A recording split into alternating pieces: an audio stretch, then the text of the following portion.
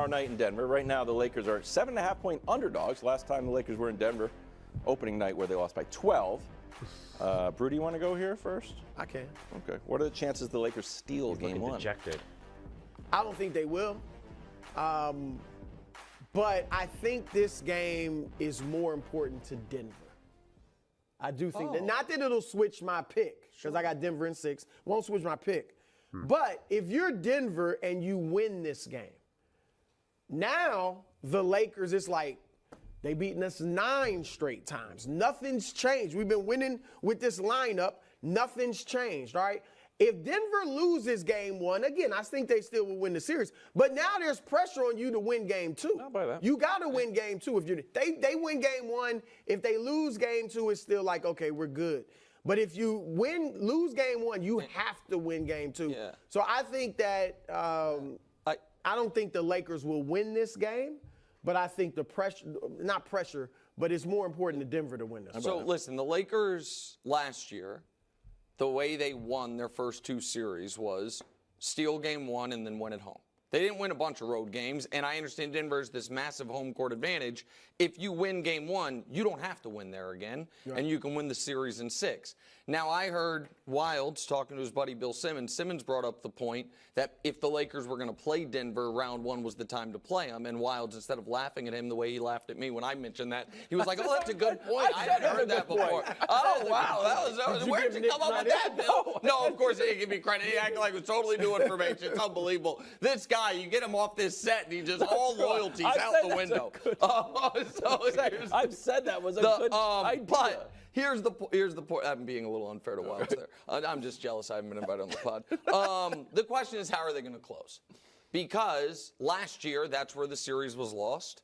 And this year, that's where the Lakers have won. Not against Denver, obviously. I'm saying that's where. So I just want to run through a few of these full screens quickly to remind people. Last year, in the conference finals, LeBron was bad in the 4th. There's no way around it. His field goal percentage fell off of the cliff. Last season does not matter. He was bad. He looked gassed. He obviously could does not matter. Yeah, well, yeah. I mean, I felt that way, and I'm not trying to use it as an excuse. I agree, but I think that's fair. This year, I know he didn't show up on anyone's clutch player of the year ballot for some reason, it would seem.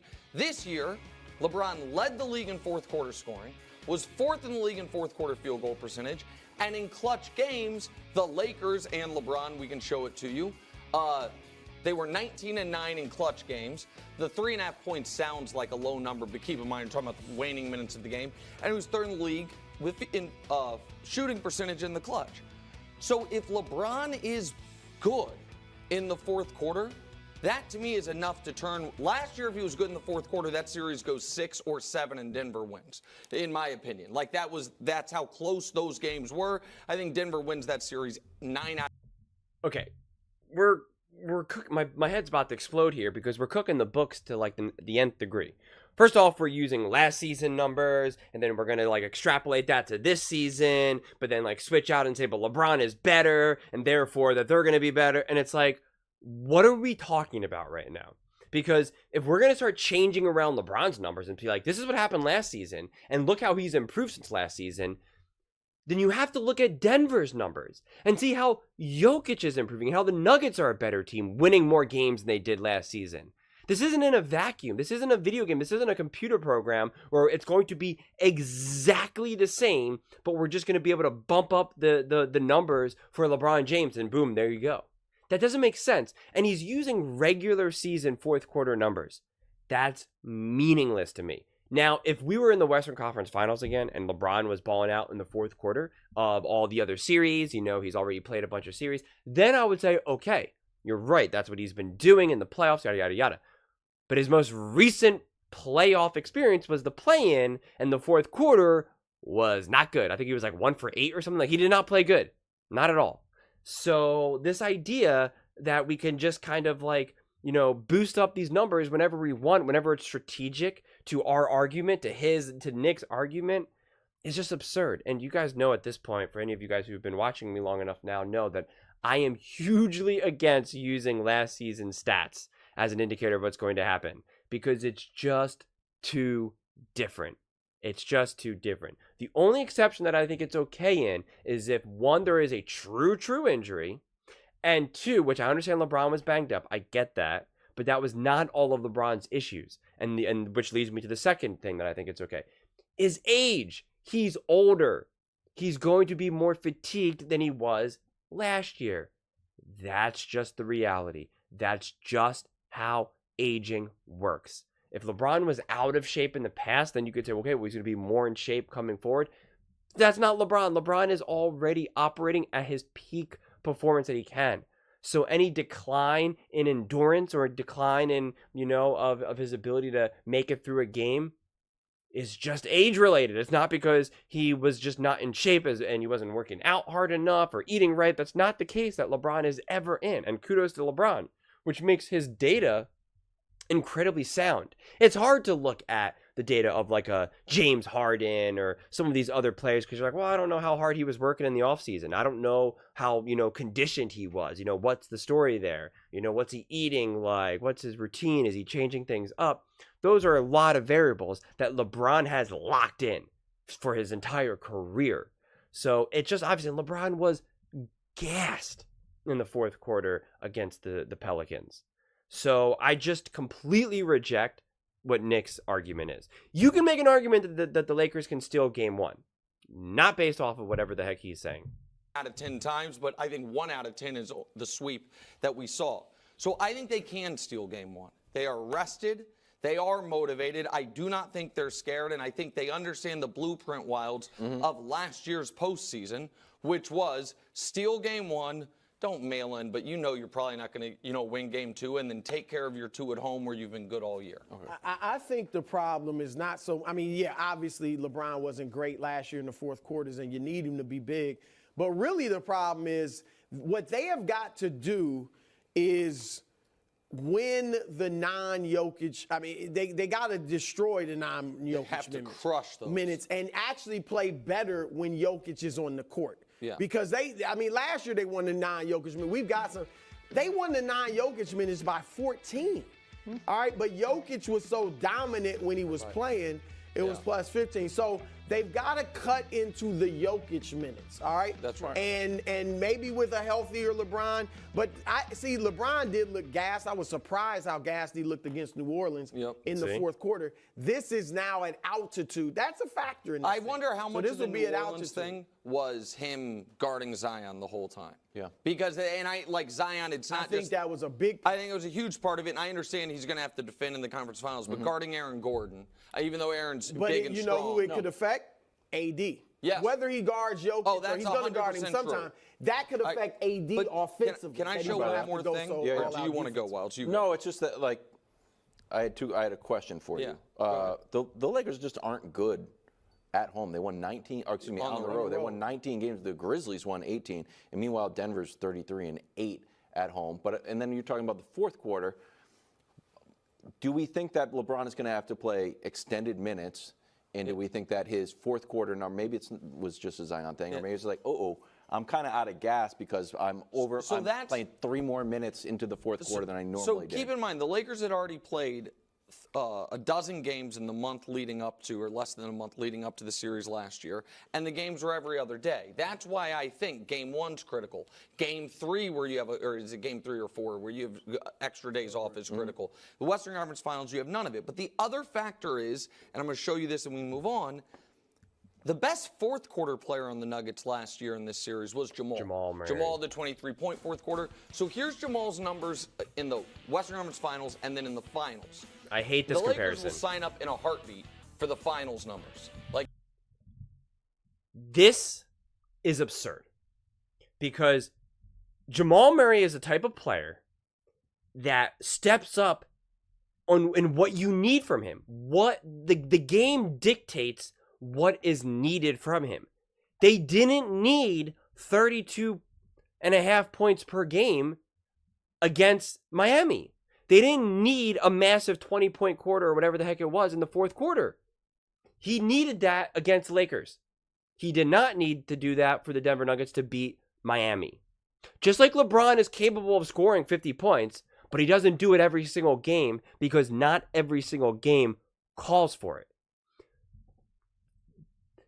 Basketball is a very much, like I've said this before, it's poetry in motion. It's a very, breathing, type of game where it's very dynamic. It ebbs and flows, and it's 20-0 runs, 15-0 runs. It's back and forth, back and forth. So the game dictates what is needed.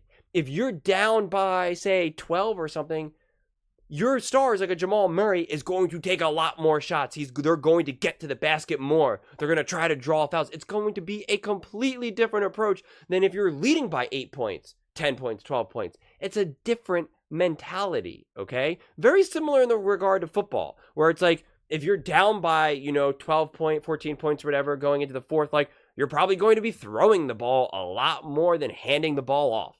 Right? Versus if you were down, depending on whichever side I just said that, if you were up or down. So that is so you can't just say, well, look what he did against the Lakers and look what he did against Miami. See, that wasn't good enough. That was just an outlier. That's not how sports works, and that's not how basketball works. That's just so asinine. Don't believe me? He just showed a chart before showing LeBron's numbers in the fourth quarter and how great they are. And how he's playing better in the fourth quarter than potentially in the first 3 quarters. I wonder why. Is it because that's what the game dictates in those moments? It is. So it's an absurd and asinine statement to make. I mean, it doesn't make any sense. Jamal has 21 and 10 as averages, decent but not amazing shooting percentages. They'll sign up for it. I'm showing this for this reason primarily. Western Conference Finals, the number 1 guy guarding him was Dennis Schroeder at a brutal series on both sides. In those finals, you guys remember who was guarding him? It was Gabe Vincent, who now plays for the Lakers. And so that is a slight wrinkle that I do think matters here. That Brew, I understand your squeamishness, if that's the right word, that, okay, how much is that going to matter? It's not. I'm not talking about world-changing differences, but slight differences that turned games the Lakers were, down 3 with a minute left into games they're up 1 with a minute left can flip a series. And so that's Denver controlled the 3 games this season. I mean, no even though doubt some about of them it. were close, the Lakers led for about 30 minutes of the 3 games. There's no question about it. And Denver, I think they're the best clutch team in the league because their execution is so great, and obviously Jokic is great. So it'll be interesting. Maybe. Yeah, it's going to be interesting. I'm excited for the series. The chances that the Lakers steal game 1, I think, I'm not going to give like a number, but I think it's possible. The last point that I wanted to say was, because I didn't get to address this, because they talked about like who's it more important for, and Brew is saying game 1 for the Denver Nuggets is more important because it puts pressure for them to win game 2. I think the pressure is on both teams, but it actually probably the more pressure is on the Lakers, most likely more than anything. I get the angst because it always looks bad when you're the home team and you lose game 1, right? Because you're now down 0-1, you're at home, you're supposed to win that first game at home, your crowd was all pumped and everyone was so excited, and it's always like a uh-oh moment of like, uh-oh, are we not gonna win this series? We're down 0-1? Oh my God, we gotta win that next game. Like we have to, we can't go 0-2, right? That pressure is on. So I feel that, but they are the champions. And it's not like they're just the reigning champions where it's like, okay, they're the champions last year, but they're not as good. Like, it's everyone, a lot of people believe that this is the Nuggets, championship to lose, essentially, right? Everyone trying to praise Jokic as, potentially one of the greatest basketball players of all time, and that the Nuggets are going to be going into a dynasty.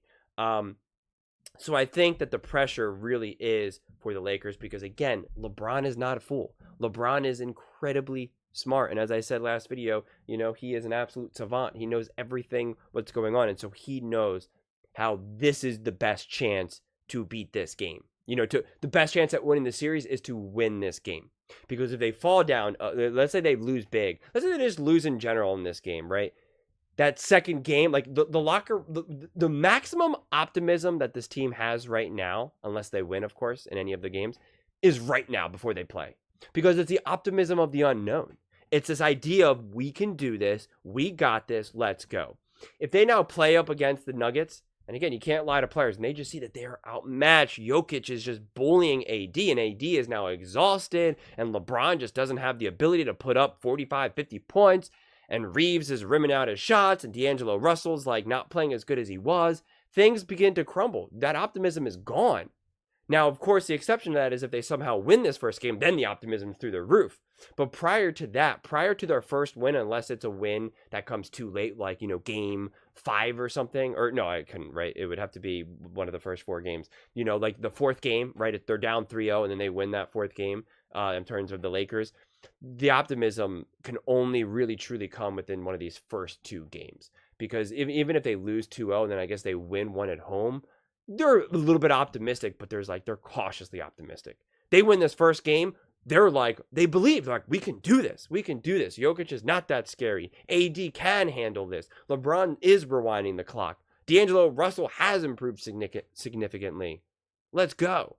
So I just think that game, LeBron knows how important this game 1 is, which is why I think you're going to most likely get LeBron's absolute best effort. LeBron is going to do everything he can to try to win this game because he knows how important it is. And the problem is that if he empties a tank and it's not enough and they don't win, then it's demoralizing. If LeBron puts up his best effort, does everything he can, and they still lose, it's just how could we possibly win with LeBron doing his best and it's still not enough?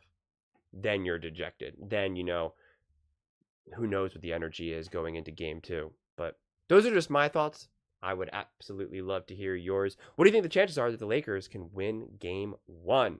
Let me know in the comments below. I read every single comment, so whether you agree with me or disagree with me, either way, let's get in some discussions, let's get in some fights, but ultimately, let's just have some fun. And please do consider subscribing. We are building an amazing community here, and I would absolutely love to see you part of it. I want to build something that we all genuinely feel connected to, something that we're really excited to be part of, and I think we're well on our way to doing it. And please don't forget to give this video a thumbs up. It really does help with the visibility and the algorithm. Thank you so much, and see you next time.